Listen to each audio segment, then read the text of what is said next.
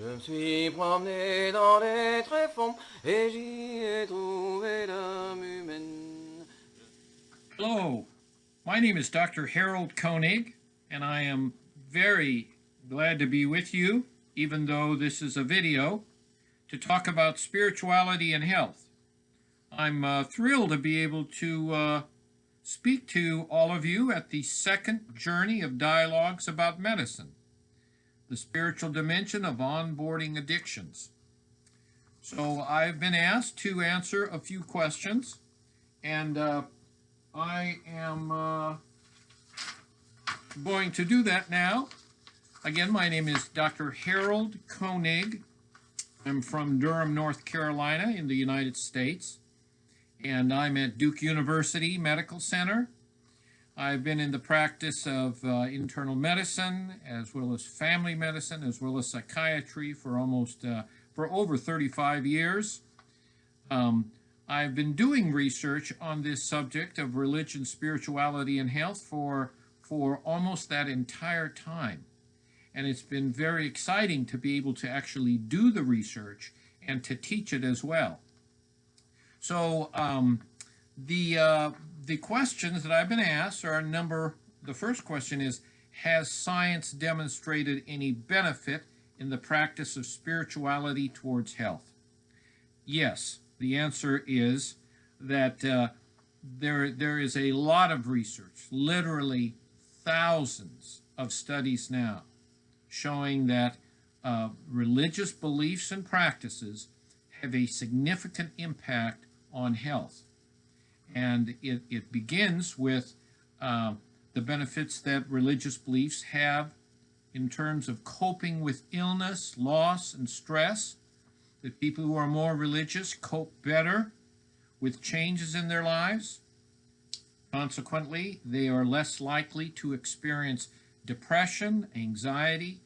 There is much research showing, particularly in medical patients, that religion is a powerful coping behavior that enables people to get through very difficult life circumstances and do better mentally with those circumstances, and consequently, that improves their medical or physiological responses to the treatments that are being offered to them by us medical doctors.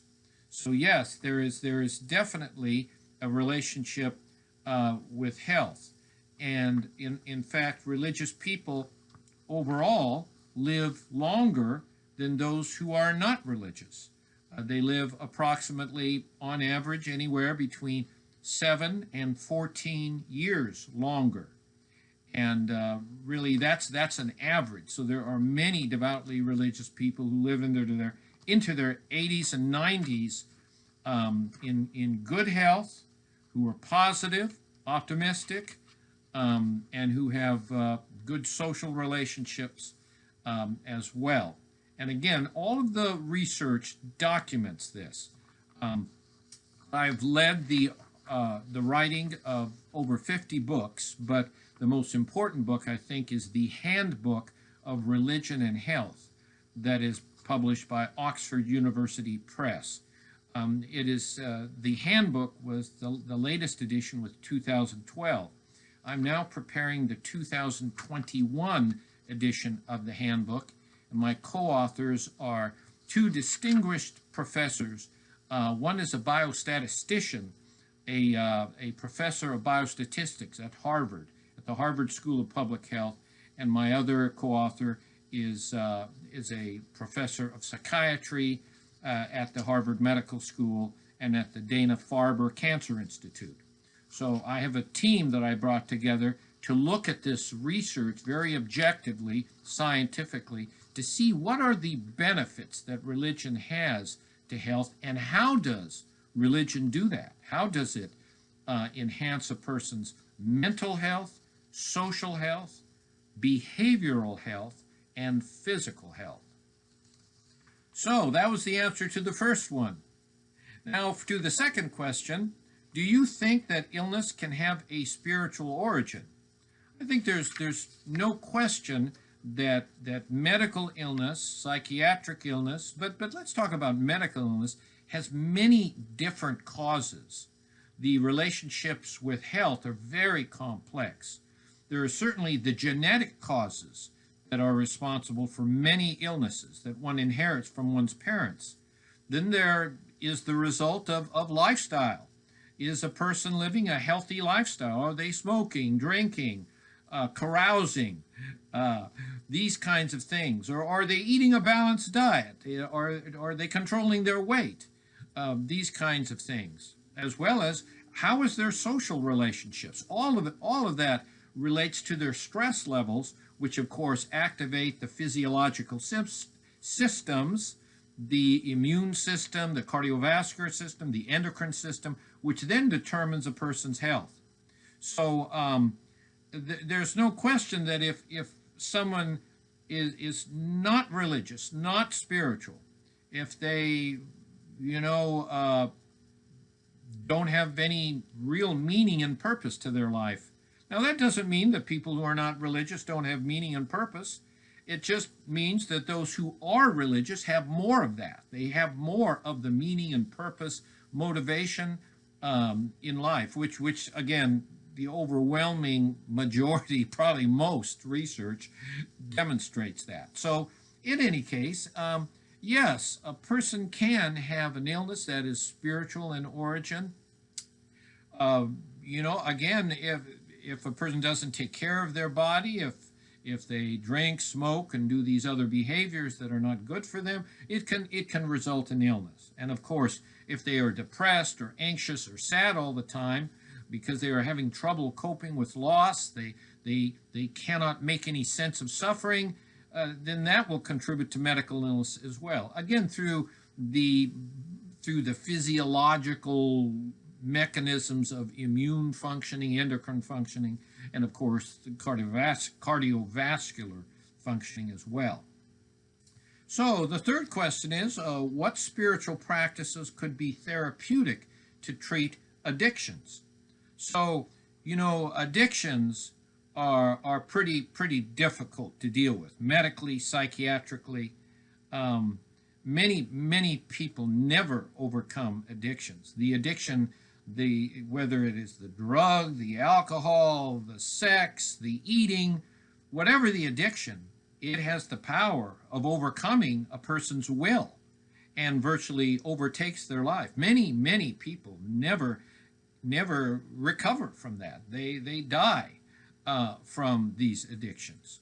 But that just gives you a sense of the power that an addiction has over a person's entire life, their decisions, their willpower. Now, there are few things that can conquer an addiction, very few things, especially those that are simply based on rational thinking. It really takes more than that to transform a person's life to the point that they are able to overcome an addiction. And religion is one of those factors. And in fact, it may be the only factor that has the power for many people to enable them to overcome addictions. So, one of the most successful programs in the world in overcoming alcohols, drugs, eating addictions is the Alcoholics Anonymous, which has many different chapters all over the world, as well as Narcotics Anonymous, as well as I said, Overeaters Anonymous, Pornography Anonymous, Cocaine Anonymous. There are many of these self-help groups that have been shown to be really powerful in their effects in helping people to recover. You know that the 12 steps of Alcoholics Anonymous, if you look at the big book, in other words, the book that was written originally, that started Alcoholics Anonymous, Bill Wilson was the founder. Do you know that of those 12 steps, 8 are explicitly religious in nature? And in fact, the whole philosophy behind all of the self-help groups that are called something anonymous is this acknowledgement of the sin of the addiction, the acknowledgement of it, the recognition that one is powerless to do anything about it, as research shows, and the surrendering of that addiction to a higher power. And many see this higher power as being God. And of course, not all. Some see the higher power as the group itself. But all of the elements of the core principles of the 12 steps have to do with kind of a whole spiritual transformation. A spiritual transformation in which one surrenders one's life to God and then commits to serving God by serving one's neighbor. And of course, that is exactly what Jesus was asked when he was asked, how do you get into the kingdom of heaven? And he said, love your God with your whole heart, mind, and strength, and love your neighbor as yourself. The 12 steps really exhibit that in ways that enable people to overcome the worst of addictions. And so, yes, absolutely. Spiritual practices make a big difference in terms of addiction. Prayer, reading religious scriptures, but and that's for building up one's personal spirituality, which gives them the strength, to overcome these addictions. But it goes beyond that. The caring for one another, the caring for the person who has an addiction. So one overcomes one's addiction by helping others overcome their addictions. And so that is a way to love your neighbor as yourself.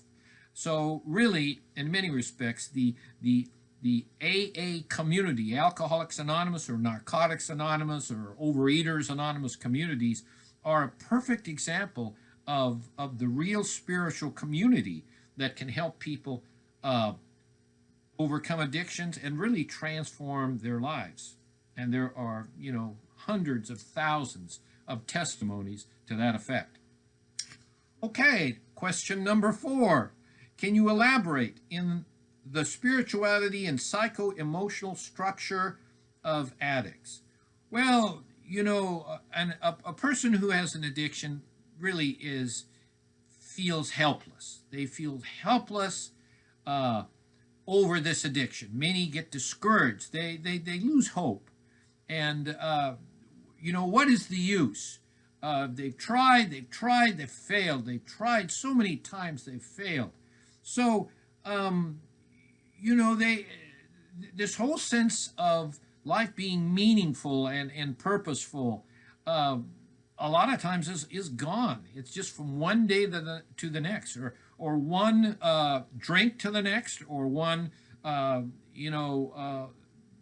use of illicit drug to the next use of drug. It's the entire life becomes that. It becomes literally just going from one intoxication to the other, and that is a horrible life. That is a horrible life, and many commit suicide eventually if the addiction doesn't kill them. So, the addict is in a difficult place spiritually. So a transformation is necessary, a huge transformation. And that begins with the first step of, I have sinned, I cannot do it myself, only God can help me, and God will give me the strength to overcome this and to help others overcome this. This commitment to help others overcome the addiction is what then gives meaning and purpose to life, which then is the key to being able to maintain sobriety or keep away from the drugs, is this sense, meaning and purpose in life, a greater purpose and meaning that has to do with serving the Creator of everything. Okay, number 5. What do contemporary addictions of the spirit of postmodern man or postmodern society reveal? Well, society today doesn't give much credit to religion or to God or to spiritual pathways by which to overcome addiction. We have all sorts of different ways that we treat people with these addictions. We use medication, and all of these different ways are helpful. But a lot of times they are simply not enough. We use medication to help people overcome medical assisted treatments. We use behavioral therapy, cognitive behavioral therapy, to try to help people, think more positively and behave more positively. We try to support them in secular ways. We hospitalize them. We do all sorts of different things. We imprison them sometimes. But all of that, a lot of times, the results that very simple religious or spiritual ways of healing accomplishes the same thing, and oftentimes lasts much longer and has very few side effects. So that's again the advantage of the spiritual approach. So I think today's society does, and medical profession and psychiatric profession does not give credit to the powerful role that religious faith can play in helping people to not only overcome addictions of the most horrific type, but to lead transformed lives that make a difference in the world, that change the world in a positive way. So, I think again, the research shows exactly what I've been talking about, and it's about just about looking at the research. And again, this new edition of the handbook is going to have it all in it. It'll have thousands of the very best research studies, prospective cohort studies, randomized controlled trials that demonstrate literally everything I've been talking about. And again, the people who are writing this handbook are some of the best scientists in the world. So I'm so glad that I've had this opportunity to talk to you. We have a spirituality and health research workshop that we hold here in the United States. It's in August of 2020. We do it every year. This is the 17th year that we've been doing it, where I train people how to do research in this area. We have people from Yale, from Emory, from many different faculty from Duke who also participate in the teaching. It's 5 days. It's here in Durham, North Carolina, at Duke University, and I hope to see you someday there. Now, of course, I realize that this conference is in October, but in May of 2020, I will be in Lisbon and will be holding the workshop at the European Society for Spirituality, Theology, and Health. So there's a European conference focusing on religion, spirituality, and health, and I will be there for 4 days before the conference begins to provide training on how to conduct this research and summarizing some of the findings, kind of like I've been doing here. So I hope to see you either in the United States someday or in Lisbon, Portugal. And of course, every other year I come to Europe and we do this 4-day workshop as well. So if you can't come here to the U.S., then please join us at one of the workshops that we do in Europe. This is a real change that is occurring within the whole field of medicine. Be at the forefront by learning about the research on religion, spirituality, and health, and how it can assist people to overcome addictions, as well as improve health more generally, increase the length of life, and increase the joy and the well-being that one experiences throughout one's life. Thank you very much.